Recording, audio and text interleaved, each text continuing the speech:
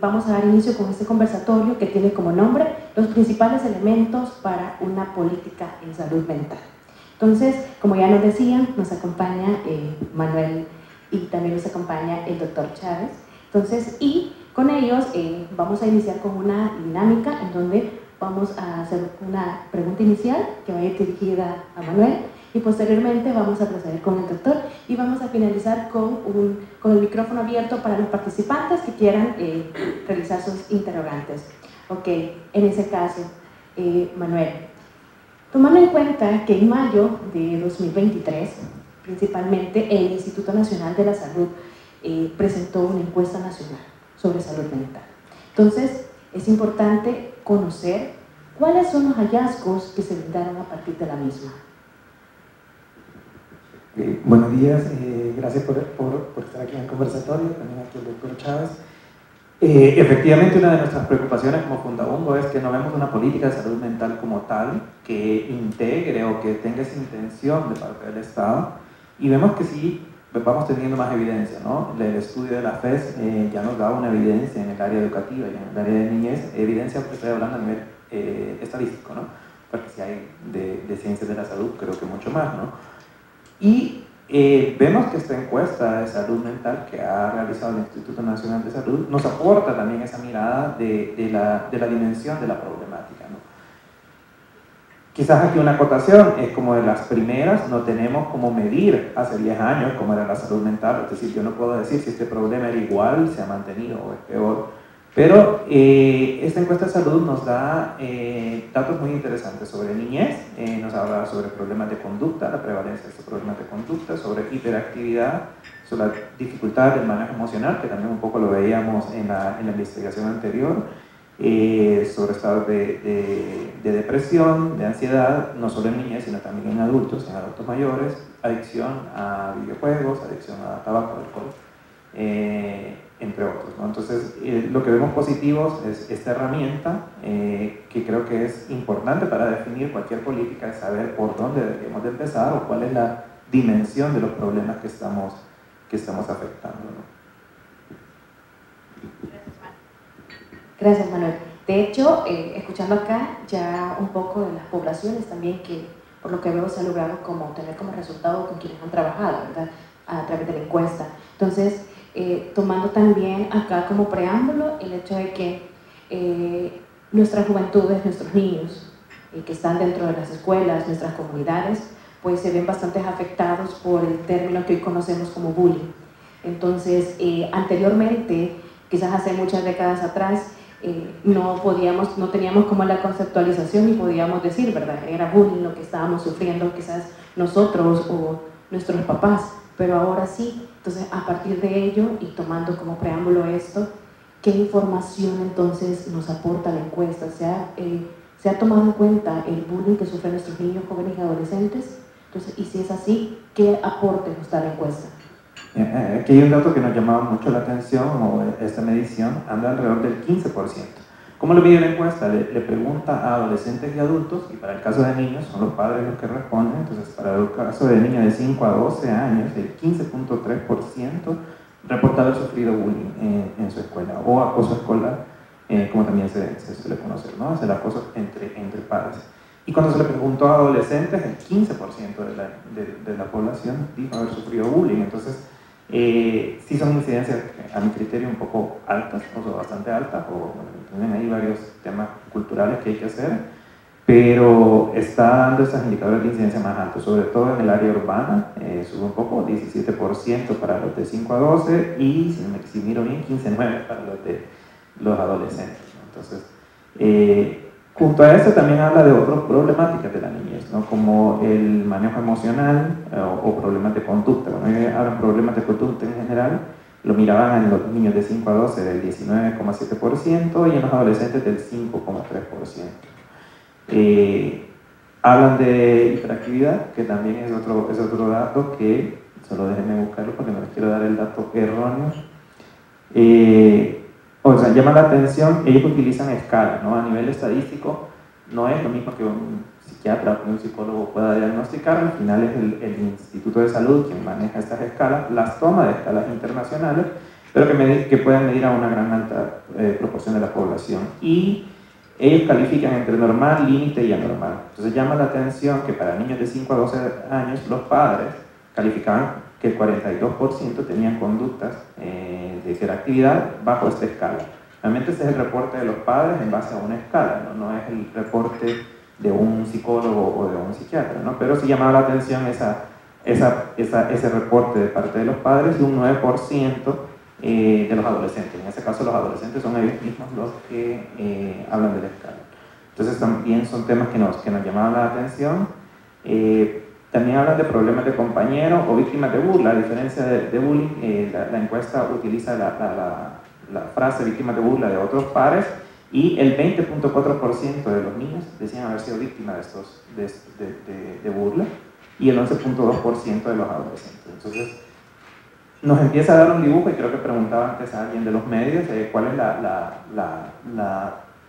la fotografía actual. Esta fue levantada en 2022, se dan los datos en 2023, entonces está arrojando de la magnitud del problema en las escuelas en cuanto al bullying, el acoso, en cuanto a hiperactividad, y creemos que es una encuesta que se debería de explotar más en cualquier definición de política, ¿no?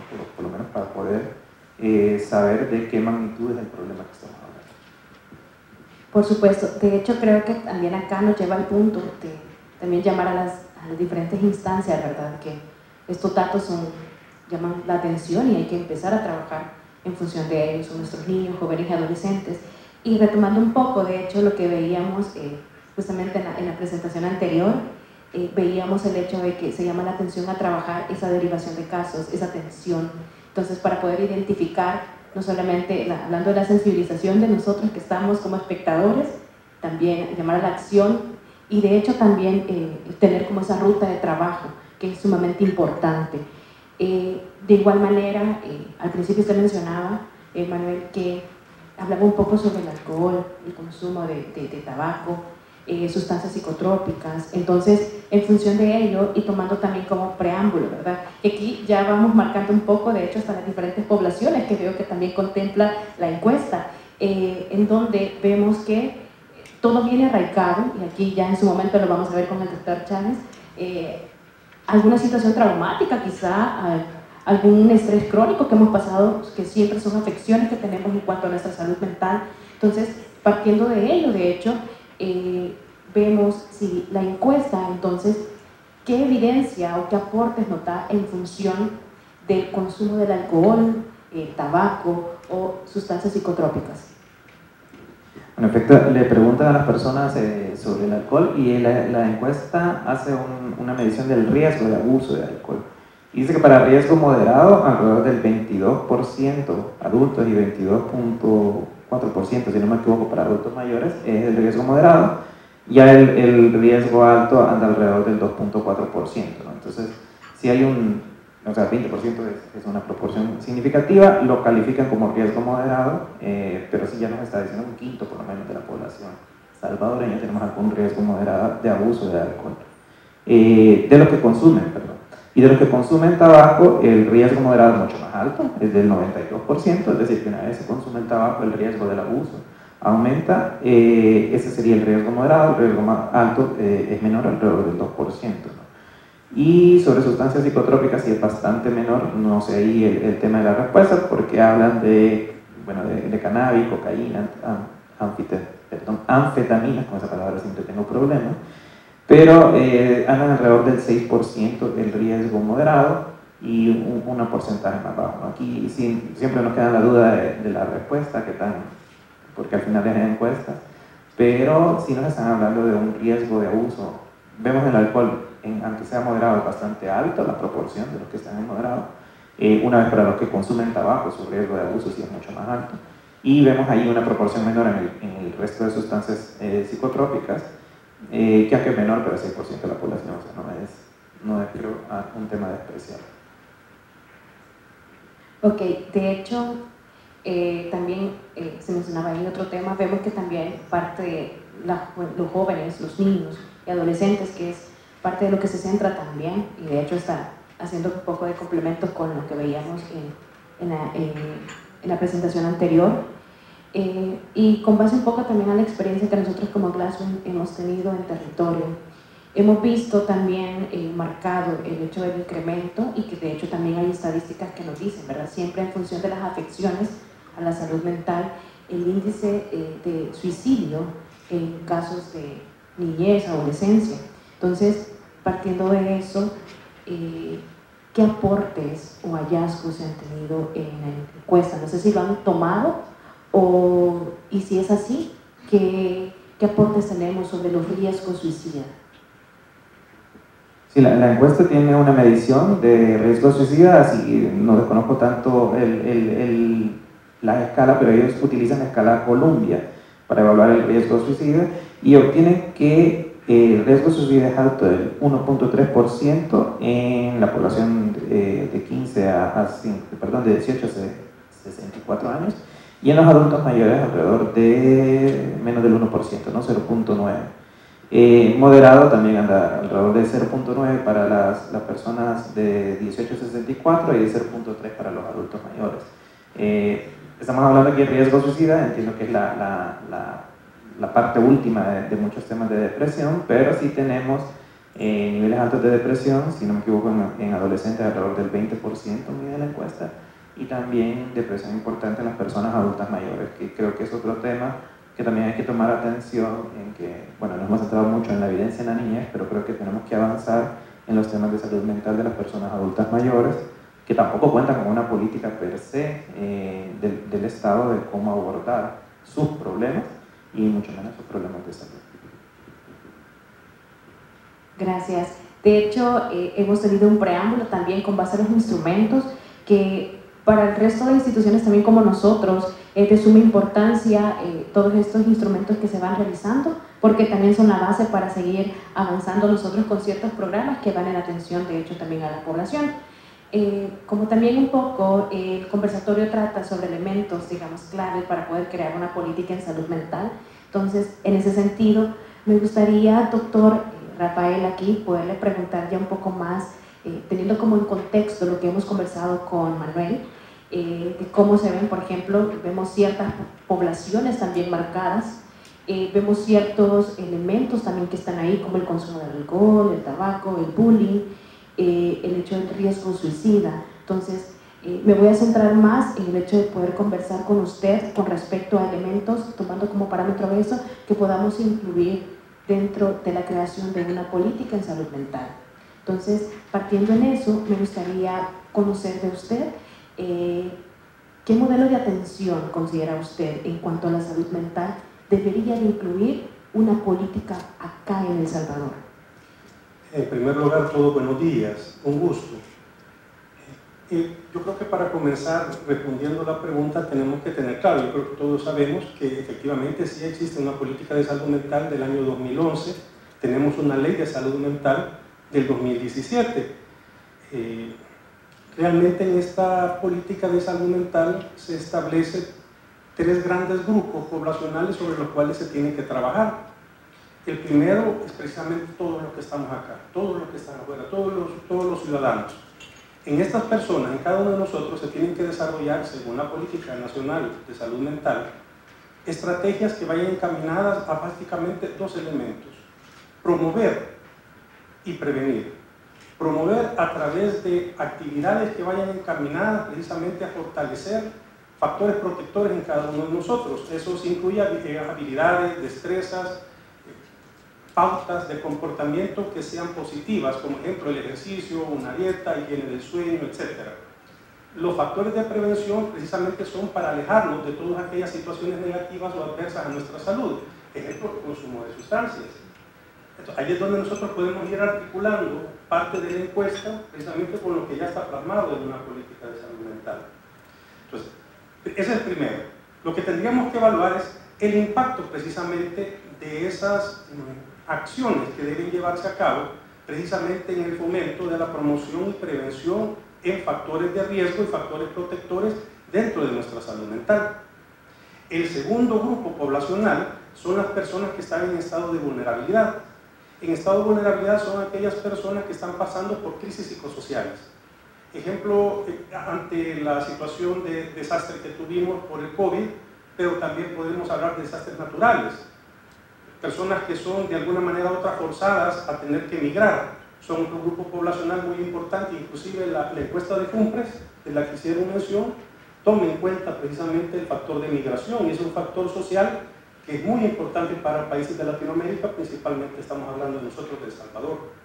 Entonces, en este grupo poblacional lo que se busca o procura alguna política de salud mental es establecer estrategias para que estas personas aprendan a afrontar o enfrentar la situación de crisis, para que ellos puedan de alguna manera u otra regresar al estado previo, es decir, al estado de equilibrio. Y por último tenemos las personas, el último grupo poblacional ya es más específico, son las personas que tienen problemas de salud mental. En estas personas con problemas de salud mental se tienen que ejecutar acciones que vayan desde la detección, y aquí es bien importante porque cada vez entra más en acción y actividad la misma comunidad. La política de salud mental, inclusive la ley, tiene algo muy interesante, y es que de alguna manera empodera a la familia, que sabemos nosotros que es el primer grupo social o el grupo social por excelencia, para que sea este el que tome cada vez más participación en cuanto a la detección de aquellos elementos o síntomas que de alguna manera me puedan activar a mí la noción de que hay presencia de un problema o de un trastorno mental, que no es lo mismo. Entonces, una vez se hace la detección, se establece el diagnóstico. Una vez el diagnóstico, el tratamiento. El tratamiento tenemos que entender que va más allá del puramente farmacológico, y precisamente para eso están las políticas de salud mental. Porque el tratamiento va a un tratamiento también psicosocial, donde entramos en juego todos. La familia, la sociedad, la comunidad, los diferentes, de alguna manera, partes dentro del gobierno, Ministerio de Educación, Ministerio de Salud, Ministerio de Gobernación, Ministerio de Vivienda. Y una vez se hace el tratamiento, va el proceso de rehabilitación y de reinserción. Y en el proceso de reinserción todos estamos participando. Entonces, cuando nosotros queremos poder analizar una política, la presencia o no, o la necesidad de esta en salud mental, primero tendríamos que entender algo. Me voy a ir un poquito atrás, pero creo que es muy importante, y es el hecho de que desgraciadamente todavía se maneja el paradigma de la dicotomía mente y cuerpo. O sea, todavía tenemos la noción de que mente y cuerpo son dos elementos que de alguna manera, si bien es cierto, están relacionados, pero no son uno solo, lo cual es falso. Tenemos que comprender que mente y cuerpo son uno, lo que afecta a mi mente afectará a mi cuerpo y viceversa. Por eso es que en teoría no debería de haber una política de salud mental, sino que una política de salud integral. Dentro de esta política de salud estaría presente precisamente la parte de salud mental, porque la parte de salud mental es de alguna manera intrínseca y al mismo tiempo es parte de todo. Yo creo que para entender eso tendríamos que también conocer, y sé que lo sabemos, el concepto de salud mental. El concepto de salud mental básicamente abarca los siguientes aspectos. Uno de ellos es la capacidad para poder reconocer mis capacidades y también mis problemas. En otras palabras, mi capacidad para establecer una introspección, el conocerme a mí mismo. Una vez que soy capaz de conocerme a mí mismo, el otro elemento es la capacidad para ser resolutivo en los problemas de la vida cotidiana, para poder después trabajar y poder ser fructífero y aportar a la comunidad. Básicamente ese es el concepto de salud mental. Entonces, en el concepto de salud mental va precisamente desarrollado lo que nosotros vamos a entender al final, cuando establecemos una política, de cuáles van a ser los indicadores o cuáles van a ser los elementos necesarios que tienen que estar presentes en la misma. ¿Cuáles son? Precisamente aquella noción de bienestar de la persona que la hace capaz de poder establecer una comunicación consigo misma, con el otro, una capacidad de ser resolutivo y una capacidad de poder vivir en comunidad. Ahora, díganme una cosa, ¿qué ministerios, si lo vamos desde un punto de vista gubernamental, ya estatal, qué ministerios están relacionados con estos elementos? Todos. ¿Por qué? Ejemplo, para contar con un bienestar, es decir, con una calidad de vida, yo tengo que tener techo, tengo que tener vivienda, tengo que tener empleo, tengo que tener capacidad resolutiva económica, tengo que tener también capacidad de socializar, capacidad para poder recrearme, para poder disfrutar, educación. Entonces, todos estos elementos van integrados precisamente o van articulados también en el concepto de una política de salud mental. Por eso es que al hablar de política de salud mental, de repente nos podemos quedar un poquito cortos si solo nos quedamos con elementos que de alguna manera lo que establezcan es la presencia de problemas de salud mental. Las dos encuestas de las que han hablado, tanto de la del Instituto Nacional de Salud como también la de Cumbres, son bien importantes, porque eso es lo que nos dan o lo que nos muestran son situaciones de riesgo en nuestra salud mental. Ejemplo, adicciones. A mí me gustó mucho la encuesta nacional de salud que menciona también el tiempo que pasan nuestros jóvenes, niños, adultos también, con videojuegos, con pantallas. Es impresionante cuando alguien hizo el comentario, y muy asertivo, acerca de que se ha detectado que cada vez más la lectoescritura y lo que es la resolución o la inteligencia lógico-matemática va disminuyendo. No estoy diciendo que esa sea la única razón, pero realmente la exposición constante, permanente, durante mucho tiempo a pantallas, videojuegos, etcétera, que realmente pues, no aportan, definitivamente hace que esta persona procure eso en lugar de permanecer, de estudiar, de aprender, conocer, etcétera. Entonces, lo importante de estas encuestas, la de FUNPRE es también interesante, que muestra el factor de migración. Y el factor de migración es muy importante en nuestra población, como dijimos hace un momento. Entonces, las encuestas lo que nos determinan son factores de riesgo, que son importantes a tomar en cuenta dentro, como les mencioné, entre los tres grupos poblacionales, con el segundo y con el tercero. Pero en una política de salud mental integral, debemos tomar en cuenta todos aquellos elementos que van en consonancia y van a favor de buscar el bienestar de la población en general. Entonces, realmente para poder llevar esto a cabo, tendríamos que tener una articulación, un consenso, no solamente del ministerio, sino que todas aquellas instituciones públicas, privadas, que de alguna manera están relacionadas con el quehacer del ser humano. Asociaciones, ONGs, por ejemplo, está Fundabungo, que muestra que parte del proceso de formación y educación. Pero también tenemos asociaciones como ASFAE, no sé si ustedes la conocen, ASFAE es la Asociación de Familiares de Personas con Esquizofrenia y otros trastornos mentales, que este grupo es tan importante porque trabaja tanto con el usuario, es decir, con la persona que adolece el trastorno mental, aquí sí es un trastorno mental, pero también con la familia. Y a estos grupos es importante porque de alguna manera lo que se procura es visibilizarlos. Tenemos la ley de equiparamiento de oportunidades que establece que, no sé si ya está modificada, que 1 por cada 25 personas que trabajan dentro de una empresa tiene que padecer una discapacidad. Sin embargo, esta asociación en algún momento ha referido que el problema de las discapacidades psicosociales, como no son visibles, muchas veces son invisibilizados precisamente para este tipo de oportunidades. Porque habitualmente, normalmente, personas que definitivamente carecen de algún sentido o parte de un miembro de su cuerpo, pues definitivamente es algo visible. Pero tenemos personas con esquizofrenia, con un trastorno bipolar, que realmente podemos estar aquí sentados. Entonces no se ve precisamente esa discapacidad.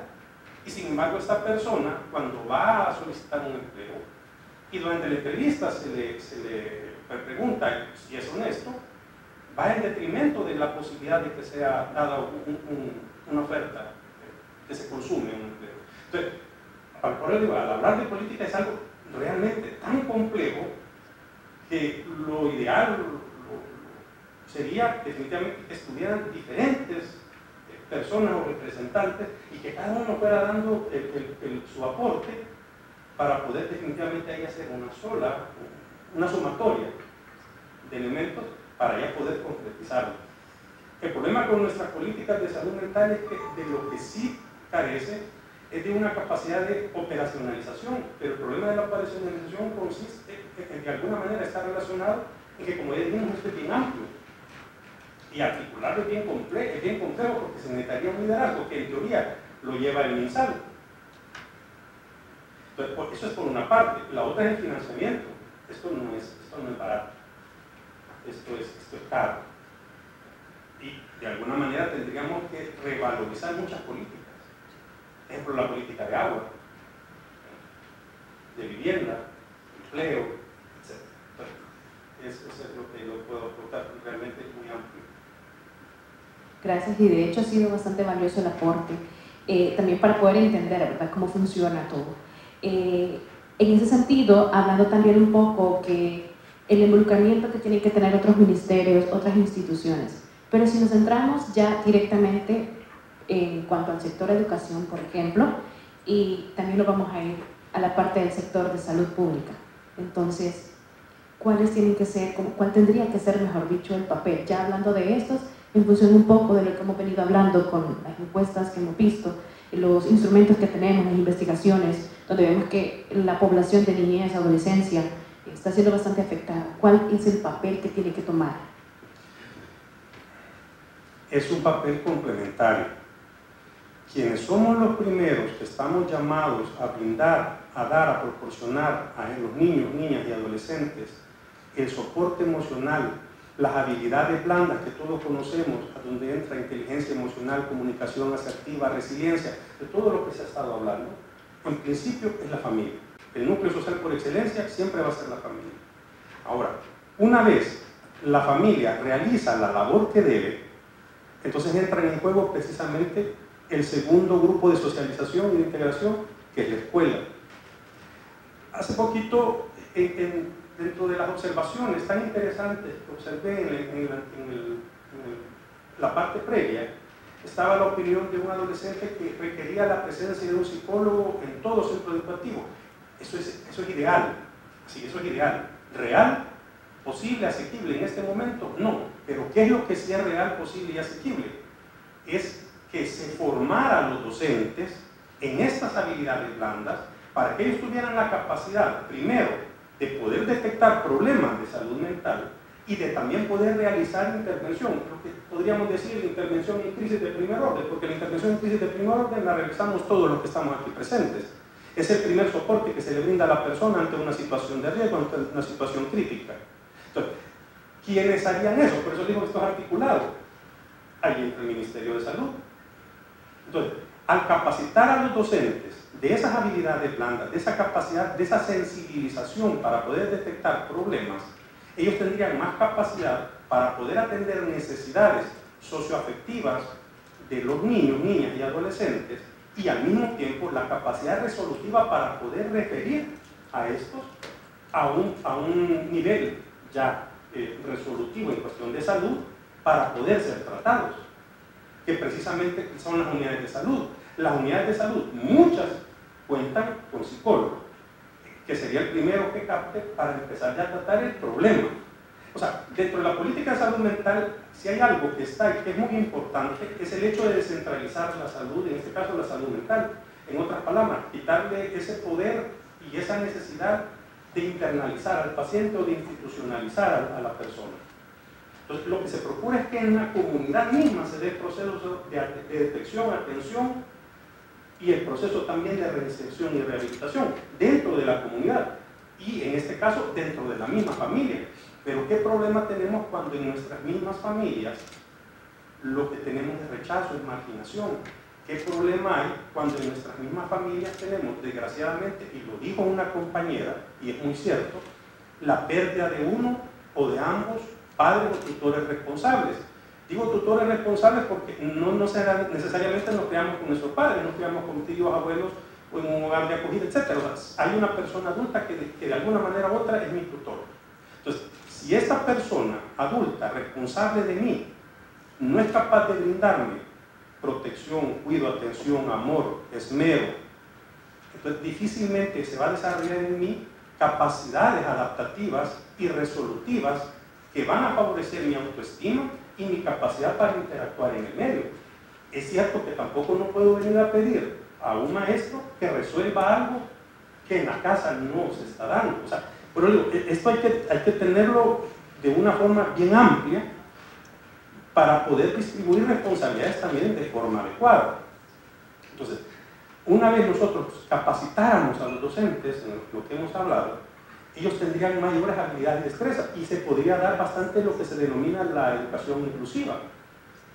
Tenemos mucha población, está incrementando la población de niños con TEA, con trastorno del espectro autista. Y de repente en los centros educativos públicos y privados los maestros se ven en una situación en la que no logran trabajar, tratar, atender las necesidades de estos niños y de estas niñas. Pero no es porque ellos no quieran, es porque no se les ha dado la capacitación. Imagínense si se les diera esa capacitación. En el retraso mental leve es educable. Entonces, tendríamos que valorar todos estos fenómenos de una forma bien integral. Ahí es donde entran en juego las famosas redes integradas de salud, que creo que ustedes ya la conocen, que son el modelo, ya que usted me preguntó el modelo, sobre el cual se debería trabajar en atención primaria en salud, porque realmente a donde más se aplican los esfuerzos económicos es a nivel hospitalario. Por ejemplo, según la OPS, pero estos estudios son realmente un poquito anteriores, son años 2005 a 2010, para Brasil, para Chile, el promedio, el porcentaje sobre el total de lo dado para el Ministerio de Salud mental solo cubría el 2.4%, Honduras el 1.4, 1.6%, para el 2005 El Salvador solo contaba con el 1% de salud mental, de todo el presupuesto de salud. Y de ese presupuesto de salud, de solo un 1%, estoy hablando del año 2005, que quede claro, no conozco el dato actual, no puedo hablar de lo que no sé, casi el 90% era para hospitales. Pero porque nosotros hay una formación biomédica. Ese paradigma biomédico tiene que dar un salto de calidad, pero para dar ese salto de calidad con un enfoque en derechos humanos, tienen que evaluarse precisamente todos esos elementos que son de alguna manera sociales y son sumamente importantes dentro de lo que entra educación, trabajo, cultura, nivel económico. Entonces, cuando nosotros vamos a evaluar esos elementos que son sociales y los integramos, entonces sí podemos hacer definitivamente un estudio mucho más completo en el cual integremos lo que ya tenemos en estas encuestas con esos determinantes sociales que son propios o necesarios para establecer una política de salud íntegra.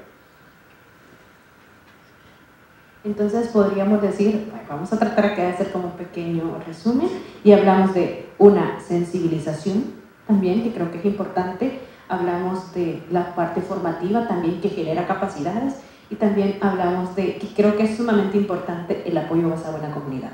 Hablamos de familia, hablamos de instituciones, que logremos englobar lo que es todo. De verdad que ha sido muy interesante. Eso mismo, y como veíamos que también vemos el tema de recursos, me lleva también a preguntar, si lo vemos en función de infraestructura, personal, si lo vemos también en función de servicios necesarios para poder echar a andar esto que ya está, ¿cuál considera usted que es como lo primordial? Porque no podemos como apostarle a todo, hablamos de la integridad, ¿verdad? Sin embargo, ¿a qué elementos podemos, como en un primero, segundo, tercero, cómo podemos llevarlo? De alguna manera ya lo dijimos, trabajar en la promoción y prevención. Bueno, yo no sé si nos ponemos a pensar y recordamos, bueno, me disculpo, mi edad es 48 años. Yo todavía tuve la oportunidad a nivel de escuela, a nivel educativo, de llevar una materia que se llama moral cívica. 1. 2. Yo tuve la oportunidad de pequeño de ver programas en los cuales de alguna manera u otra se incentivaban valores familiares. Entonces, aquí entran los medios de comunicación también de forma muy importante y hacen un juego y un papel. Y es el hecho de promover precisamente lo que anteriormente les dije, acciones que vayan en fomento de hábitos de vida saludables. ¿Cuántos anuncios, cuántos spots, cuántos programas vemos nosotros en los cuales se nos motiva a hacer ejercicio, en los cuales se nos motiva a tener una dieta saludable, en los cuales se nos motiva a incentivar, a incluir esos valores familiares? ¿Cuánto vemos de eso? ¿Cuánto vemos de eso? ¿Cuántos anuncios vemos que nos motivan o nos incitan o nos invitan al consumo de alcohol? Entonces, yo siempre he sido de pensar que para hablar de estos temas hay que ser pragmático y hay que ser también concreto. Una cosa es el ideal y otra cosa es lo que tenemos. Lo que tenemos es que hay poca proyección. Y vuelvo a repetir, yo no puedo responsabilizar solamente a un departamento, a un área, a un ministerio, cuando esto empieza en el hogar. Aquí todos somos copartícipes. Y eso es algo, entre más pronto lo entendiéramos, y entre más pronto todos, familia, comunidad, Estado, instituciones públicas y privadas, hiciéramos una mancuerna y trabajáramos entonces podríamos obtener resultados favorables. Y como somos un país pobre, por lógica, para responder de forma más concreta, donde se tiene que trabajar es en el área preventiva. Desde el punto de vista de salud, atención primaria en salud. Así. Desde el punto de vista de salud, es en las APS, atención primaria en salud. A trabajar ahí implica precisamente lo que les vengo diciendo, establecer toda esa gama, todo ese perfil de acciones que vayan encaminadas a nivel comunitario por parte de quienes. Ejemplo, si lo vemos desde el punto de vista del Ministerio de Salud, tenemos los promotores de salud. Los promotores de salud son personas tan importantes dentro de la comunidad, primero porque pertenecen a la misma comunidad, por pertenecer a la misma comunidad son personas que son respetadas dentro de ella. Son respetadas, son conocidas. Entonces, estas personas tienen un impacto. Si estas personas las dotamos de esas habilidades en el campo de la salud mental, en ese conocimiento, en esa sensibilización, lo cual realmente no es oneroso, porque capacitar al personal que ya tenemos, eso es optimizar. Si capacitamos al personal que ya tenemos y a este lo enviamos precisamente a realizar su trabajo, y dentro de su trabajo, además de llevar o cuantificar el número de vacunaciones, mujeres embarazadas, riesgo infantil, porque todo eso es lo que hacen, también establecieran perfiles para identificar problemas de salud mental, ejemplo, violencia intrafamiliar, consumo de sustancias, riesgo suicida. Ejemplo, aquí presentaron un test que es el que llevamos para evaluar el riesgo. Hay uno bien sencillo que es el de desesperanza de Becker, que es lo que evalúa precisamente la posibilidad de la persona de cometer un suicidio a partir de la pérdida de noción del mañana. Son preguntas bien sencillas que la persona, en este caso el promotor de salud, podría llevar a cabo en la comunidad, y a través de eso, una vez se detecten que hay un grupo de personas que presentan problemas, realizar intervenciones. No significa que los voy a mandar a la unidad de salud. Las intervenciones se van a hacer de forma local. ¿Y quiénes van a ser los artífices de las intervenciones? La misma comunidad. ¿Quiénes? Ejemplo, llamémoslo porque así se les denomina, el cacique de la comunidad, la matrona de la comunidad. Hoy se les llama bolas también a aquellas que acompañan a la mujer embarazada. O sea, todas estas personas que son importantes, la enfermera de la comunidad, si lo hay. Entonces, estas son las personas que se integrarían precisamente a llevar a cabo una labor a nivel comunitario en prevención y promoción. Nosotros somos un país que estamos llamados a trabajar en ese nivel. Entonces, si hablamos de recursos económicos, los recursos económicos de alguna manera podrían ir dirigidos hacia ese, precisamente para prevenir que una persona con un problema, en este caso de salud mental, se vaya a cronificar, se vaya a complicar y va a terminar en un trastorno mental que va a requerir una atención ya especializada que sí efectivamente es más onerosa. Tomemos en cuenta un factor, los trastornos mentales actualmente, los trastornos depresivos son los que ocupan ya el primer lugar de generadores de discapacidad. A nivel mundial, no me acuerdo qué institución, si fue la OMS o OPS que leí, no, OMS, refiere de que para actualmente el costo por discapacidad provocada por depresión alrededor del mundo es de $1 billón. Se estima que para el 2030 se va a sextuplicar esta cantidad. Es decir, depresión y consumo de sustancias. Eso significa que cada vez más las personas que se deprimen, que por el hecho de deprimirse, que no es estado de tristeza, sino que es un estado complejo en el que la persona pierde su capacidad para ser resolutiva, para interactuar en el medio, pierde la salud mental, lo que hablábamos del concepto. Entonces, esta persona no trabaja, esta persona cumple lo que es ausentismo laboral, esta persona representa para la empresa o para el Estado un gasto. Entonces, es mucho más caro realmente atender a una persona a nivel hospitalario, a nivel de clínica, con el costo de tratamiento que en promedio andan de 6 a 9 meses, lo mínimo, que trabajar en la comunidad de forma preventiva. Eso nos da un grupo más pequeño, que definitivamente siempre va a existir, de personas con claros trastornos o patologías mentales, y ya con ellos sí se puede hacer algo más focalizado. Perfecto. De hecho, tengo aquí por acá otra pregunta que va con referencia a la violencia de género también. Porque hemos hablado principalmente también de otras poblaciones, pero en este caso, con respecto a la violencia de género, ¿qué elementos, si existen ahorita o debería tener esta política de salud mental? La política de salud mental tiene 3 ejes transversales. No sé si algunos la han leído. Uno es el enfoque de género. Dos, el enfoque de derecho.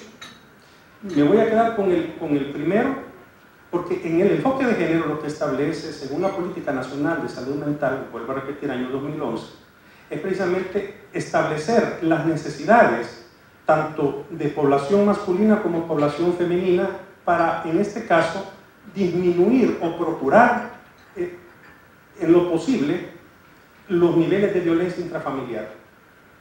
Cuando presentaron este estudio, bien interesante, porque es sumamente interesante relacionado a la pandemia del COVID, yo creo que hay algo que tenemos que rescatar.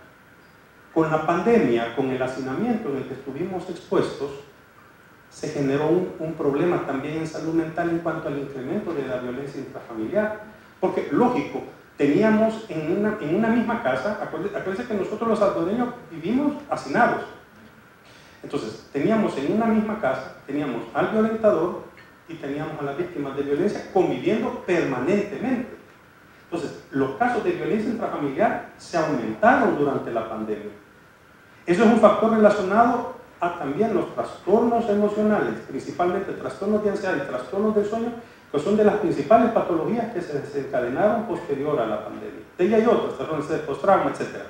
Pero estas principales están muy relacionadas precisamente a la convivencia constante, permanente con el violentador. Entonces, un eje transversal en la política de salud mental es precisamente el enfoque de género, tomando en cuenta desde esa arista que estoy mencionando. En algunos países se atiende, por ejemplo, aquí en nuestro país existen diferentes instituciones que velan por los derechos de la mujer y que velan también por la salud mental de mujeres que han vivido o viven violencia intrafamiliar. Maravilloso, pero fíjense que eso es un poco limitado. Limitado en el sentido de un manejo integral, a eso voy. ¿Por qué? Porque si nosotros solo nos quedamos manejando a la mujer que está siendo violentada, o al menor de edad, o al adulto mayor que está siendo violentado, nos quedamos cortos en cuanto a que al violentador no le estamos generando también una atención necesaria. En países del primer mundo, donde la salud mental, lógico, tiene mayores capacidades, por ejemplo, en presupuesto, Estados Unidos tiene el 5.4%, Uruguay tenía el 7%, me llamó mucho la atención. Uruguay, un país de Latinoamérica con un porcentaje muy elevado para salud mental, muy interesante. Entonces, ellos trabajan con los violentadores, porque cuando trabajamos con el violentador, lo que estamos procurando es ayudarle a él a que reconozca los esquemas de comportamiento tóxicos o nocivos para que él pueda enfrentarlos, pueda resolverlos y pueda modificarlos. Entonces, este eje transversal es muy importante en toda política de salud mental, porque si ustedes ven la encuesta la de FUNPRES, en la encuesta de FUNPRES, desde el punto de vista sociodemográfico, las poblaciones más vulnerables fueron mujeres, solteros o solteras, personas solteras, mujeres y solteros. Y durante la pandemia, solteros que tenían grado universitario, por la expectativa fallida de conseguir un empleo, precisamente porque no había otorgamiento de plazas, estábamos encerrados. Entonces, en ese momento, al menos histórico, ese fue el grupo poblacional. Pero cuando se hacen siempre estadísticas, si hay un grupo poblacional que es vulnerado, siempre se considera a la mujer, niños, niñas y adultos mayores. Entonces, toda política de salud mental siempre tiene que tener ese enfoque, y es muy importante. Y el otro es el de derechos humanos. Okay, gracias. Y para finalizar, quizá preguntarle, igual, ¿verdad? En el caso del adulto mayor, ¿qué necesidades en materia de salud mental son las que tendría que cubrir o se están cubriendo actualmente? Uno de los factores que está más relacionado con estrategias, o debe estar relacionado con estrategias en el campo de la salud mental, es la atención del grupo poblacional de adultos mayores. ¿Por qué? Porque este va en crecimiento. Cuando tenemos en crecimiento un grupo poblacional de adultos mayores, tenemos que considerar que también van a aumentar las necesidades de atención ante personas que de alguna manera, en algunos casos, se vuelven más dependientes precisamente. En culturas como la nuestra, occidentales, desgraciadamente al adulto mayor se le considera que ya al no ser productivo, es decir, al no generar ya a la economía de la familiar, entonces ya no es necesario. Eso lleva a que éste sea marginado. Entonces, lo mismo, cuando se habla de políticas de salud mental, tienen que ir orientadas a proporcionarle a esta persona ciertos elementos que le generen dignidad, como ejemplo, recreación, independencia, autonomía, capacidad de poder generar desde el punto de vista económico a esta persona riqueza, de tal manera que al empoderarlo, el sentido de bienestar que ella tenga, es decir, calidad de vida, aumente.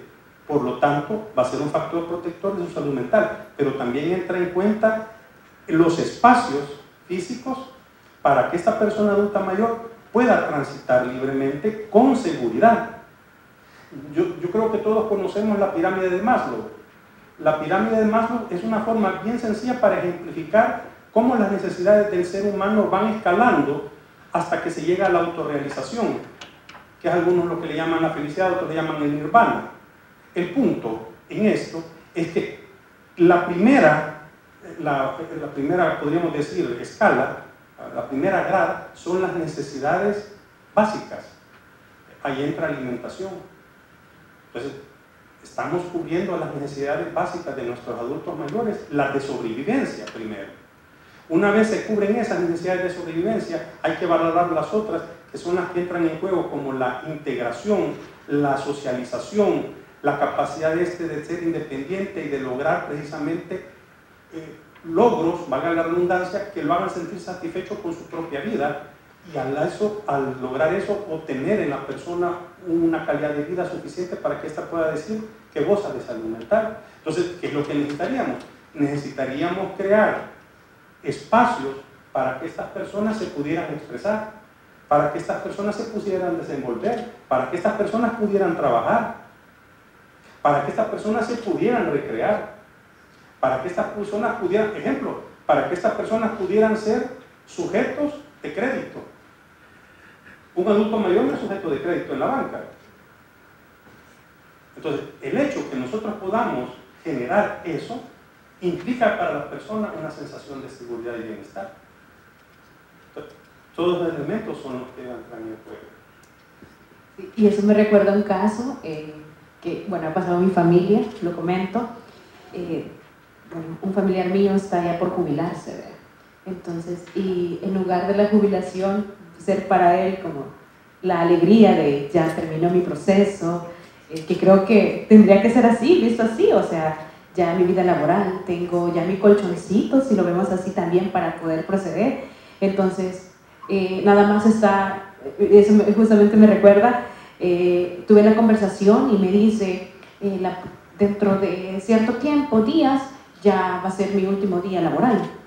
Y no sé, quizá tengo como muchos ánimos de ir al último día, porque me van mis compañeros de trabajo me van a realizar un almuerzo, si no me equivoco, de despedida. Y yo le pregunto, ¿verdad? ¿Y por qué usted no quiere compartir? ¿Qué es lo que sucede? ¿Acaso no se siente listo? Y me dice, es que voy a llorar. Entonces, y hay cierta como la famosa incertidumbre. Y cómo la incertidumbre, de hecho, también puede afectar no solamente a este target de la población, sino también como a nosotros, de hecho, porque aquí a todos los presentes que estamos acá, hacer la pregunta, ¿en qué momento la incertidumbre no nos ha dado un poquito de ansiedad? Entonces, y precisamente me recuerda a eso, o sea, porque este momento, esta etapa que tendríamos todos que esperar con ansia, no tendría por qué convertirse en un estresor, por ejemplo, y lo vivimos, es una realidad que se vive acá en el país con nuestra población. Pero se vive precisamente por eso, porque desde un punto de vista de valores, estamos hablando de valores familiares, el adulto mayor no es respetado. En culturas orientales, y eso lo sabemos, el adulto mayor es sinónimo de respeto porque se le considera un sabio, una persona que tiene experiencia. Aquí no. Aquí nosotros, en la familia misma, marginamos al adulto mayor. Yo quiero, ya que usted menciona eso, quiero comentar, hace como 10 años, mal no recuerdo, en la prensa gráfica, lo voy a mencionar, en ese fue medio, yo vi un artículo que me llamó la atención y me encantó, pero me encantó la foto. Vi una persona adulta mayor con traje, con uniforme, una señora. Cuando trato de recordar la noticia, tendría casi 70 años. La historia de esta mujer es que típica mujer salvadoreña del campo, chiquita, no estudió, porque desde pequeño trabajó en las labores agrícolas, tuvo familia, crió a sus hijos, sacó adelante a la familia misma, pero ella siempre tuvo el deseo de saber leer y escribir. Para ese entonces, como la noticia bastante antigua, tiene más de 10 años, se llevaban los procesos de alfabetización. Entonces ella se sometió al proceso, aprendió a leer y escribir, pero en el artículo mismo seguía de que ya una vez ella aprendió a leer y escribir, dijo, no estoy a gusto, yo siempre quise tener el título de bachiller. La foto en cuestión en la que ella va caminando y a la par van dos niñas, dos jovencitas, una de ellas es, no me acuerdo si es la nieta o la bisnieta, que ese año se iban a graduar, la señora junto con ella, de bachilleres. Y lo que más me sorprendió y me encantó fue que cuando la persona que entrevista le dice, ¿y hoy qué sigue?, ella le responde, siempre quise ir a la universidad. Entonces, nosotros mismos, desgraciadamente, limitamos a las personas y no dejamos que se expandan en sus capacidades. Una de las premisas de la política de salud mental y de la estrategia precisamente es eso. Permitir a las personas, no solamente a las que adolecen de trastornos mentales, en general a todos, poder explotar todas sus habilidades, todas sus destrezas. Yo creo que todos alguna vez lo han leído, es como un meme en el cual el maestro le pregunta al padre, fíjese que su hijo para matemáticas es malo, le dice, pero resulta que es, un virtuoso para la guitarra. ¿Qué hacemos?, le dice el maestro al padre. Y el padre le dice, hay que pagarle clases extras de matemáticas. Y el maestro le dice, no, le dice, él es virtuoso en eso es lo que hay que explotar. Es una forma concreta, pero es una forma de decir que cada ser humano tiene diferentes habilidades y destrezas. No todos tenemos la misma, inclusive la inteligencia no son una, sino que son 7 inteligencias las que hay, pero nos enfocamos solo en la lógico-matemática. Y creemos que esa es la única importante, y no es así. Entonces, el poder reconocer esta inteligencia es primero en la familia. Imagínense el poder dotar a estos niños, niñas y adolescentes de esas capacidades para explotar en lo que son virtuosos y permitirle al adulto mayor que en aquella experiencia que ha acumulado durante tantos años se vuelva un maestro también. Es decir, aquella persona que ha trabajado durante 30 años, 20 años en CEPA y maneja, un ejemplo, y maneja una actividad perfectamente, puede capacitar a los jóvenes, pero no hacemos eso. Como usted dice, lo invitamos a la cena, le regalamos un bolígrafo y lo despachamos a su casa. Y entonces desarrollan cuadros depresivos. Eso es lo concreto. Bueno, creo que todos acá llevamos un reto, y de hecho yo también les digo que tenemos que abrir un poquito también nosotros en nuestras casas, al menos eso también tenemos que llevarnos esta mañana, de todo lo que hemos podido compartir acá, lo que hemos podido recibir de estas ideas que nos han compartido tanto Manuel como el doctor Rafael. Entonces, y llevarnos eso también para casa.